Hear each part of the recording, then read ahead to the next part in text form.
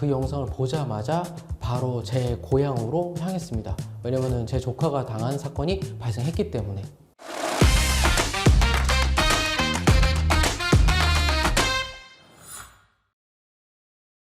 이거는 제 친조카 사건이었거든요. 재작년쯤이었나? 그러니까 24년 초순쯤에 연락이 왔어요. 저희 재수 씨한테 연락이 딱 와서, 아주버님 이거 가 문제가 좀 생긴 것 같은데 이거 제가 어떻게 처리해야 될지 모르겠어요 라고 얘기를 딱 해서, 이게 처음에는 무슨 일인지 몰랐어요. 저도 재판 끝나고 이제 막 전화를 받았던 터라 보내줬던 영상, 그 영상 속에 있는 내용을 살펴보면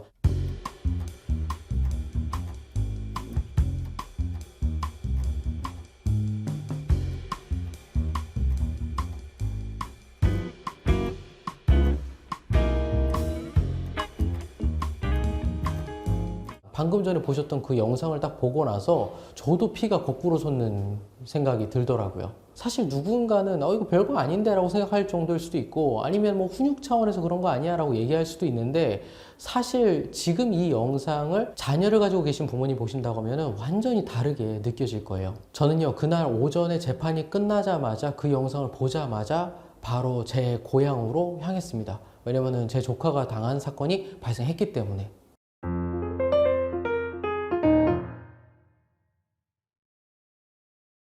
그날 제가 거의 1시간 반에서 2시간 가까이 걸려가지고 제 고향 집으로 도착을 했었고, 그 다음에 바로 이제 재수 씨가 있는 곳으로 갔어요. 갔더니 이미 그 어린이집은 벌써 난리가 난 상태였었고, 이제 저 역시도 들어가가지고 실제 이제 영상을 확인을 해봤어요. 영상 확인을 했는데 방금 전에 저희가 틀었었던 그 영상 외에도 추가적으로 몇 개가 더 보이는 거예요. 아, 이거는 한두 번이 아니구나.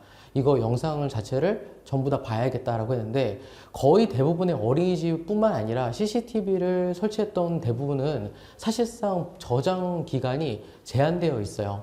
뭐 모텔이라든지 편의점이라든지 이런 곳은 3일, 4일, 뭐 7일도 안 되는 곳들이 많은데, 어린이집은 그래도 한 달 정도가 돼 있거든요. 근데 그 한 달 기간대로 딱딱딱 보관되는 게 아니고 밀려나가듯이 보관이 되는 건데, 어쨌든 최소한 그 한 달만큼, 오늘 발생했던 거 외에 추가적인 한 달만큼은 좀 봐야겠다 생각돼서 전부 다 볼 시간이 없으니까 그 영상을요, 제가 반출하려고 이제 요청을 했어요. 원장님하고 그 선생님한테 이 영상 우리가 반출을 좀 해서 사건 내용을 좀 확인을 해봐야겠다, 반출 좀 하겠다라고 했는데, 어디서 보고 배운 건 있으셨나 봐. 그랬더니 이제 개인정보 핑계를 대면서 안 보여주는 거예요. 여기서 팁 하나 말씀드리자면, 개인정보에 관련돼서 얘기하신다 하더라도 당사자가 당사자 스스로가 나오는 영상을 요청을 했을 때는 사실 무조건 줘야 돼요. 그럼 다른 사람들 얼굴 나오는 거 어떻게 해요? 그거는 모자이크 처리해서 받을 수가 있어요. 물론 그 모자이크 처리 비용은 요청한 사람이 내야 되는 건 맞습니다. 저희도 똑같이 얘기했죠. 그러면 이 영상을 우리가 모자이크 처리 비용에 이런 건 다 제공을 할 테니까 그 영상 반출할 수 있게 준비를 좀 해달라 라고 얘기했는데도 불구하고, 자기네들이 그 구청이나 뭐 교육청 교육을 다 받았는데 절대로 내보내면 안 된다라고 얘기했다고 말도 안 되는 얘기를 하기 시작을 하는 거예요. 그래서 영상 반출을 못 하겠다라고 얘기를 했는데, 이렇게 되면 하루가 지나갈수록 증거물이 점점 사라지는 문제가 발생을 하게 되거든요. 그래서 그 전부 영상을 확보를 하려고 제가 그때서부터는 어쩔 수 없이 변호사인 거를 밝히고, 그 다음에 경찰서에다 그 자리에서 바로 신고를 했습니다. 경찰서에 신고를 하고 나니까 이제 지구대에서 먼저 가깝게 나왔는데, 지구대에서는 바로 얘기를 하는 게 자기네들이 할 수 있는 영역을 좀 벗어난 것 같다. 서에다 요청을 해서 여성 청소년 수사팀을 통해 가지고 지금 사람들이 오고 있으니까 잠깐만 기다려달라 라고 부탁을 하셨고, 거기까지는 뭐 일반적인 절차가 그러다 보니까 저도 이해를 했습니다. 원래는 지구대에서 나온 사람들도 정리를 해가지고 뭐 진술서 쓰고 받아줄 수 있는데, 그런 수사관도 있고 아닌 경찰들도 있으니까 거기까지는 저도 이해를 했습니다. 근데 여성 청소년 수사팀에서 온 경찰들의 태도가 진짜 어이가 없었어요. 저는요, 사실 거의 90% 이상 가해자를 계속해서 변호해 왔기 때문에 저는 피해자 입장에 대해서 이미 경찰에 신고가 된 뒤에 보통 받으니까 잘 몰랐었는데, 진짜 부모님들 되게 화딱지 났었구나 라는 생각을 하게 됐습니다. 이유가 뭐냐면요, 경찰이 와가지고 한다는 소리가, 이거 영상 반출한다고 해도 이걸 자기네들이 다 어떻게 보냐, 이거 영상이 너무 많다, 그래서 영상 반출을 못하겠다, 아니 한다고 하더라도 좀 선별적으로 하자, 그냥 요것만 하면 되는 거지 뭐 굳이 뭐하러 다 하냐 라는 식의 얘기를 하는 거예요. 제가 화가 나서 이제 얘기를 했어요. 아니, 그때까지는 변호사인 거 밝히지 않았거든요, 사실. 왜냐면 그 전에 밝혔던 거는 원장이나 선생님한테만 밝혔으니까. 제가 그때는 피해자의 가족으로 알고 있었겠죠, 경찰도. 그래서 제가 경찰한테 얘기했었던 거는 이런 사건이 발생을 하게 되면 서에서 처리하는 것보다 경찰청에서 처리하는 경우도 있고, 경찰청에서 처리하게 되면은 실제로 대부분의 영상을 전수로 다 확인하는데, 아니, 이미 절차가 그렇게 진행되고 있는데 당신들이 왜 못하겠다고 하고 이 증거물을 왜 가져가지 않겠다고 하는 거냐? 내가 실제로 신고를 했고 고소장을 접수하겠다고 했는데도 불구하고 왜 그렇게 하는 거냐라고 했더니 그 경찰이 정말 딱 잘라서 얘기하는 거예요. 우리 보고 이거 다 보라는 거예요? 아, 이걸 언제 다 봐요? 우리가 이거밖에 없어요? 근데 정말 어이가 없었습니다. 그래서 화가 나가지고 그때서부터는 제가 변호사 신분증을 보여드리고 그 다음부터는 이제 좀 세게 얘기했어요. 우리가 112 신고를 하게 되면요, A4 용지 정도 되는 진술서라는 걸 좀 작성하게 이렇게 종이를 주거든요. 내가 왜 신고를 하게 됐는지, 그리고 와서 어떤 게 정리가 됐었는지 이런 것들을 적게 대하는 그 진술서 종이를 줘요. 근데 제가 그 종이를 요청을 하고 그 요청에다가 몇 월 며칠자 어떤 증거가 지금 압수가 안 되고 있고 이거에 대한 이미 제출에 대한 요구도 전혀 받아들이지 않고 있다. 근데 그게 누구 때문에? 경찰이 자기가 이걸 어떻게 다 보냐며 거절하고 있다라고 제가 거기다가 남기겠다고 했어요. 변호사들은 사실상 이게 당연히 가능하다는 걸 알아요. 압수수색 되더라도 아니면은 뭐 우리가 어떤 교부 신청을 했는데 교부가 안 되더라도 이럴 때 조서에다가 자필로 남기거나 의견서로 남기게 되면 이게 다 증거로 남게 되거든요. 그럼 나중에 이게 법정에서 되게 유리한 증거를 쓸 수 있습니다. 이 사건 같은 경우는 제가 나중에 이 경찰을 직무유기로 고소해도 그게 증거가 될 수 있으니까 그걸 활용하기 위해서 제가 남겼어요. 그러니까 그제서야 경찰이 태도가 바뀌었어요. 이제 그럼 자기네들이 일단 다 수거를 해가고 정리를 하겠다라고 얘기를 하시더라고요. 그러고 나서 정말 정확하게 딱 하루 뒤에 문자 메시지가 왔어요. 문자 메시지가 왔는데 그 문자 메시지 보면은 경찰서에서 일단 압수수색은 다 끝냈고 경찰청에서 이제 사건이 진행될 겁니다 까지가 나왔습니다. 이제야 드디어 제가 아는 그 절차대로 흘러가게 되는 거죠.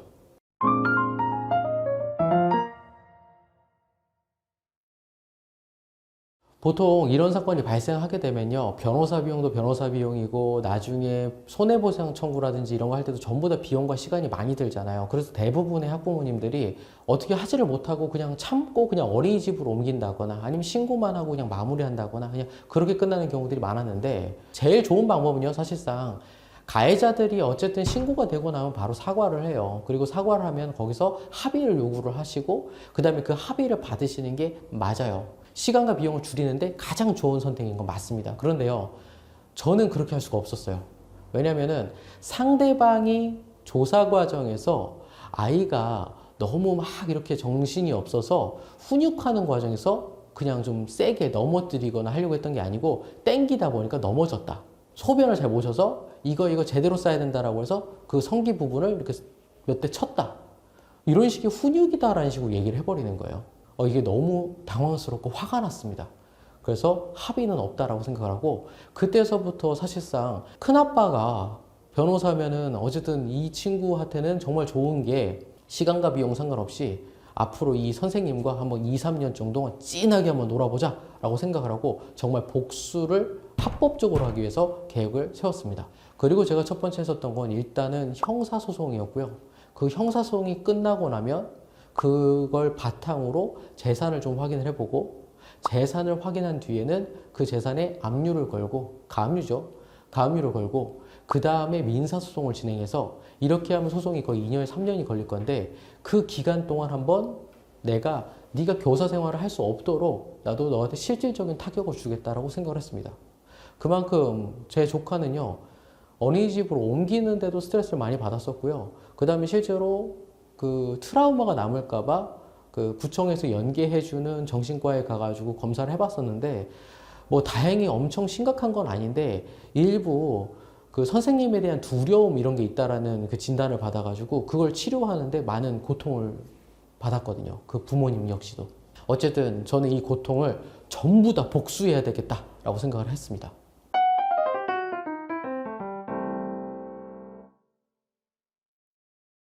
형사소송에서 어쨌든 이제 구약식 벌금형이 나온 거를 저희가 확인을 했어요. 물론 아이를 정말 크게 체벌을 하거나 아니면은 정말 손찌검을 하거나 하는 정도는 아니었었고, 뭔가 되게 과격한 행동으로 넘어뜨리거나 한 거기 때문에 사실 구공판, 그러니까 재판으로 넘기지는 않고 이 구약식으로 마무리가 되긴 했어요. 근데 저는 그것만으로도 충분했습니다. 구약식 벌금 그 통지서가 나오고 나서 바로 그 사람에 대한 약간의 재산 정보를 좀 확인을 해봤고요. 재산 정보를 확인해 보니까 이 사람한테 압류할 수 있는 돈들이 몇 개가 있다는 걸 확인을 했어요. 그래서 가장 아픈 포인트가 될 수 있는 부분을 압류를 먼저 걸었고요. 가압류를 건 뒤에 바로 민사소송을 제기를 했습니다. 그 민사소송을 제기하는 기간 동안에서도 상대방은 이 부분에 대해서 훈육이다라는 주장을 좀 지속적으로 해왔던 걸로 보여요. 그래서 저희는 그 부분이 정말 고통스럽다고 해서 추가적인 의견서를 계속 제출하면서 이 사람의 변론을 방법을 다 막는 방향으로 갔습니다. 그리고 그 과정에서 저희가 아동과 장애에 대해서는 그 교육 방법이라든지 훈육하는 방법이 사실상 교육 절차가 따로 있어요. 그 교육 절차에 대한 자료가 저희가 있기 때문에 그걸 제출해서 당신이 했었던 교육은 당신이 교육받았던 내용하고도 전혀 다르다. 이게 어떻게 교육이 되는 거냐라고 경찰과 검찰을 저희가 설득을 했고 재판부 역시도 그렇게 설득을 해갔습니다. 정말 이제 선고만 남겨둔 마지막 재판이 됐어요. 민사재판이었죠.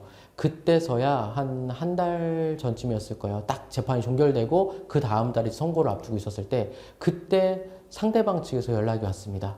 정말 죄송하다. 고소 취하를 좀 해달라.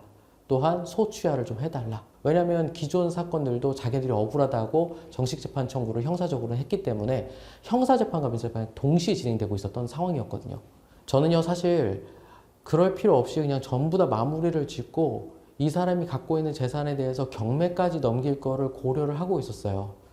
사실 경매 넘어가기 전에 돈은 주겠지만 그 이자와 이런 걸 다 받아내고 정말 어떻게든 고통을 주겠다고 생각을 하고 있었는데 어쨌든 기간이 한 2년 6개월이 지나고 나니까 더 이상 그 부모 역시, 그러니까 제 조카의 부모죠. 어떻게 보면 제 친동생 부부, 더 이상은 이제 너무 이 결과를 기다리는 것도 힘들고 너무 스트레스를 받는다. 그냥 빨리 이제 한 달밖에 안 남았으니까 그 한 달 내에 또 다른 절차를 진행하는 것보다 빨리 끝내고 싶다라고 해서 지금까지 저희가 썼던 그 비용과 시간을 전부 다 계산을 해서 상대방에게 청구를 했고 상대방은 그 부분을 합의금으로 저희한테 줬습니다.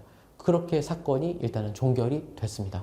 사건의 시작은요 사실 영상이었지만 그러고 나서 제가 제 조카를 만났을 때 우리 조카가 큰아빠 선생님이 나 이렇게 뗐지 했어 라는 얘기를 딱 듣자마자 눈이 확 돌아가더라고요. 와, 이런 거를 경험하는 부모님들이 없으셔야겠지만 정말 많은 사건이 1년에도 발생을 하는 것 같아요. 왜냐하면 저희 회사에 들어온 사건도 수십 수백 건들이 있으니까 매년.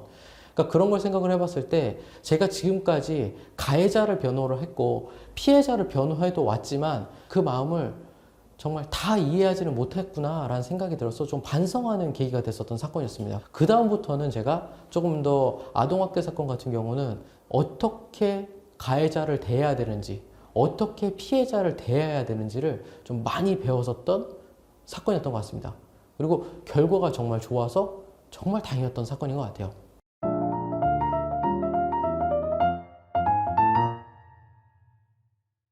이제 진짜로 이런 사건이 발생했을 때 팁을 한번 드려볼게요. 아동학대 같은 경우는요 형법상의 학대나 유기로 가는 것보다 아동복지법상의 아동학대라고 있거든요. 이게 5년 이하의 징역형이라든지 아니면 5천만 원 이하의 벌금형이라고 돼서 생각보다 형량이 되게 높아요. 따라서 이 아동복지법의 아동학대를 그냥 참지 마시고 신고를 하기를 저는 강하게 권유를 드리고요. 사실 아이가 진술을 제대로 하지 못하는 경우가 태반이고 실제로 아이를 조사를 받게 하는 것도 되게 힘들어하는 게 대부분이기 때문에 증거가 명확하게 있는 게 되게 중요해요. 그런데 제가 변호사임에도 불구하고 아까 경찰이 하는 행동 보셨고 그 원장님들이 하는 행동을 제가 얘기를 드렸을 거예요. 그 CCTV 확보하는 게 되게 어렵습니다. 그래서 그 CCTV 확보를 명확하게 어떻게 할 건지는 정확하게 구체적으로 좀 상담을 받거나 아니면은 그 자리에서 어떻게든 해결할 수 있는 방안들을 찾아보셔야 돼요. 무조건. 증거가 없으면 무죄가 나오는 것도 무죄는 거 나오는 거지만 실제로 아이가 조사를 받는데 생각보다 되게 힘든 상황들이 많이 발생할 수가 있어요. 그러니까 그걸 되게 조심하셔야 돼요. 세 번째는 현실적인 선택을 하셔야 될 수도 있어요. 제 조카야, 큰아빠가 변호사야. 그리고 심지어 형사 전문 변호사야. 그러다 보니까 되게 편안하게 그렇게 진행을 했었던 거에 불과한 거고요. 실제 부모님들이 이런 사건들을 진행하려면 정말 시간도 되게 오래 걸리고 그다음 비용도 오래 걸려요. 따라서 그 비용과 시간을 보전받는 것까지는 생각을 하시는 게 맞고요.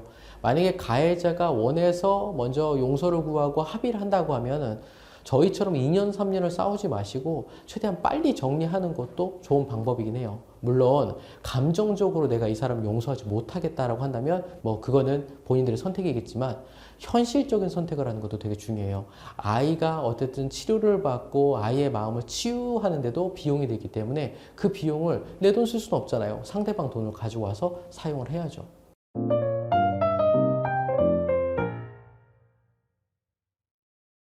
저도 그 생각은 해요. 지금은 제가 화가 나가지고 그렇게 했지만 사실 그 선생님들 같은 경우도 얼마나 힘들었으면 저랬을까라는 생각도 한편으로는 하긴 하거든요. 그래도 그러면 안 되지라고 얘기를 하지만 어쨌든 그런 행동이 변명이 안 되는 이유는 딱 하나입니다. 그 아이가 겪을 트라우마가 너무 심해서 그래요.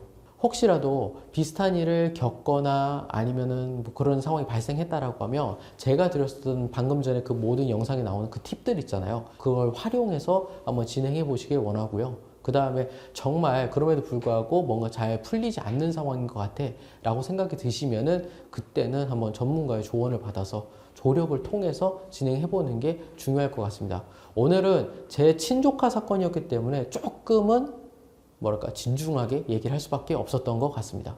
세상에 억울한 사람이 없도록 법률 3대 김민수 변호사였습니다. 감사합니다.